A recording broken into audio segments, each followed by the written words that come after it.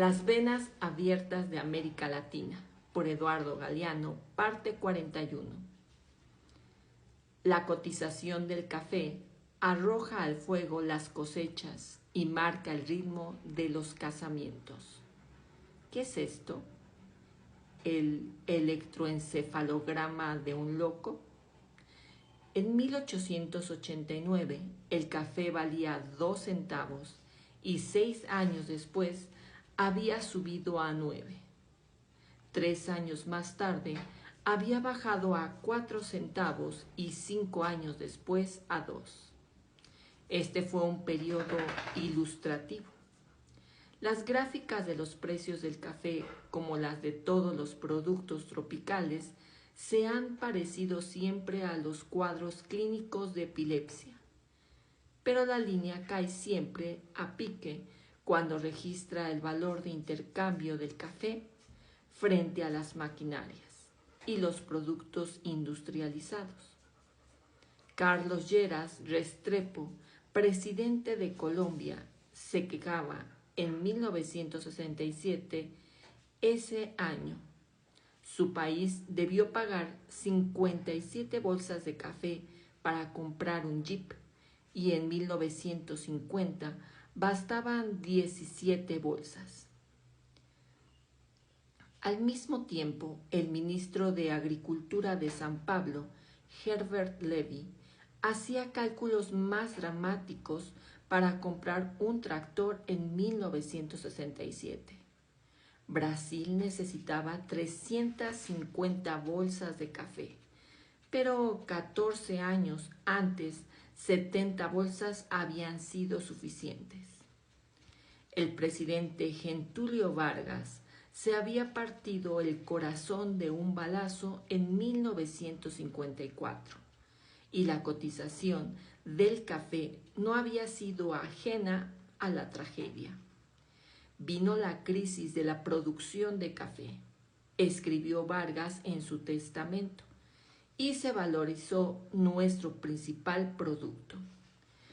Pensamos defender su precio y la respuesta fue de una violenta presión sobre nuestra economía, al punto de vernos obligados a ceder. Vargas quiso que su sangre fuera un precio de rescate.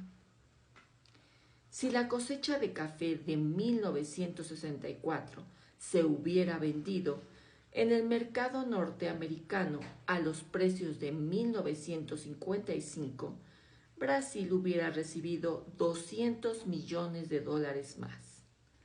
La baja de un solo centavo en la cotización del café implica una pérdida de 65 millones de dólares para el conjunto de los países productores. Desde 1964, como el precio continuó cayendo hasta 1968, se hizo mayor la cantidad de dólares usurpados por el país consumidor, Estados Unidos a Brasil, país productor, pero ¿en beneficio de quién? ¿Del ciudadano que bebe el café? En julio de 1968, el precio del café brasileño en Estados Unidos había bajado un 30% en relación con enero de 1964. Sin embargo, el consumidor norteamericano no pagaba más barato su café, sino un 13% más caro. Los intermediarios se quedaron, pues entre 1964 y 68, con este 13 y con aquel 30, ganaron a 2 puntas. En el mismo espacio de tiempo, los precios que recibieron los productores brasileños por cada bolsa de café se redujeron a la mitad. ¿Quiénes son los intermediarios? 6 empresas norteamericanas disponen de más de la tercera parte del café que sale de Brasil. Y otras 6 empresas norteamericanas disponen de más de la tercera parte del café que entra en los Estados Unidos. son las firmas dominantes en ambos extremos de la operación. La Unit Fruit, que ha pasado a llamarse Unit Brands mientras escribo estas líneas, ejerce el monopolio de la venta de bananas desde América Central, Colombia y Ecuador, y a la vez monopoliza la importación y distribución de bananas en Estados Unidos. De modo semejante, son empresas norteamericanas las que manejan el negocio del café, y Brasil solo participa como proveedor y como víctima. Es el Estado brasileño el que carga con los stocks cuando la sobreproducción obliga a acumular reservas. ¿Acaso no existe, sin embargo, un convenio internacional del café para equilibrar los precios en el mercado? El Centro Mundial de la Información del Café publicó en Washington en 1970 un amplio documento destinado a convencer a los legisladores para que los Estados Unidos prorrogaran en septiembre la vigencia de la ley complementaria correspondiente al convenio. El informe asegura que el convenio ha beneficiado en primer lugar a los Estados Unidos, consumidores de más de la mitad del café que se vende en el mundo. La compra del grano sigue siendo una ganga.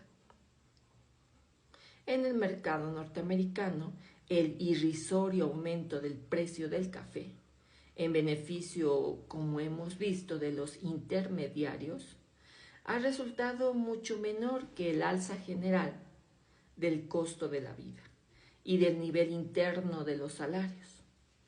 El valor de las exportaciones de los Estados Unidos se elevó. Entre 1960 y 1969, una sexta parte, y en el mismo periodo el valor de las importaciones de café, en vez de aumentar, disminuyó.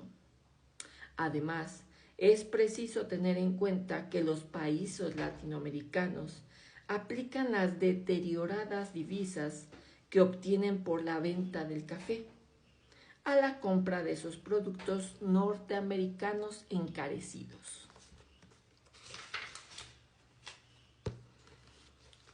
El café beneficia mucho más a quienes lo consumen que a quienes lo producen. En Estados Unidos y en Europa genera ingresos y empleos y moviliza grandes capitales. En América Latina paga salarios de hambre y acentúa la deformación económica de los países puestos a su servicio. En Estados Unidos, el café proporciona trabajo a más de 600,000 personas. Los norteamericanos que distribuyen y venden café latinoamericano ganan salarios infinitamente más altos que los brasileños, colombianos, guatemaltecos, salvadoreños o haitianos, que siembran y cosechan el grano en las plantaciones. Por otra parte, la CEPAL nos informa que, por increíble que parezca, el café arroja más riqueza en las arcas estatales de los países europeos que la riqueza que deja en manos de los países productores. En efecto, en 1960 y 61, las cargas fiscales totales impuestas por los países de la Comunidad Europea al café latinoamericano ascendieron a cerca de 700 millones de dólares, mientras que los ingresos de los países abastecedores, en términos del valor FOB de las mismas exportaciones, solo alcanzaron a 600 millones de dólares. Los países ricos, predicadores del comercio libre, aplican el más rígido proteccionismo contra los países pobres. Convierten todo lo que tocan en oro para sí y en lata para los demás, incluyendo la propia producción de los países subdesarrollados. El mercado internacional de café copia de tal manera el modelo de un embudo